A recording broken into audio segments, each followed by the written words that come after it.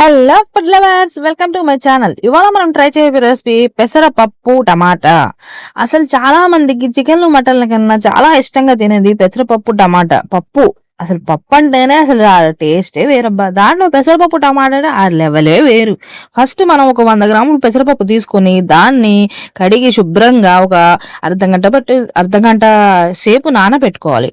దాంట్లో ఒక పెద్ద 4 టమాటాలు, 4 పచ్చిమిర్చి, కొంచెం కొత్తిమీర, ఒక చిన్న ఉల్లిపాయ వేసి కట్ చేసుకుని దానిలో మనం కొంచెం ఒక 1/2 టేబుల్ స్పూన్ పసుపు, 2 టేబుల్ స్పూన్ల ఉప్పు, కల్లుప్పు తీసుకుంటే బెటర్, 3 టేబుల్ స్పూన్ల కారం వేసుకుని కుక్కర్ని స్టవ్ మీద పెట్టి 3 విజిల్స్ వచ్చేదాకా ఉడికించుకుని తర్వాత పప్పుని కొంచెం మ్యాష్ చేసుకోవాలి. పప్పు గుర్తు తర్వాత ఒక ప్యాన్లో ఒక గిన్నెలో ఆయిల్ వేసుకుని 100 గ్రాములు, దాంట్లో కొన్ని మెంతులు, తర్వాత కొంచెం ఆవాలు, కొంచెం జీలకర్ర, 4 ఎల్లిపాయలు, 4 అంటే 4 వేయండి, కొంచెం వేసుకోండి.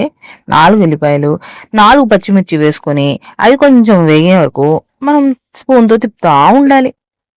తర్వాత దాంట్లో కరివేపాకు వేసేటప్పుడు కొంచెం జాగ్రత్త అండి, చిటపట్లాడుతూ పైకి పడుతుంది కాబట్టి కొంచెం మెల్లగా మీడియం ఫ్లేమ్లో వేసుకొని కరివేపాకు వేసుకోవాలి.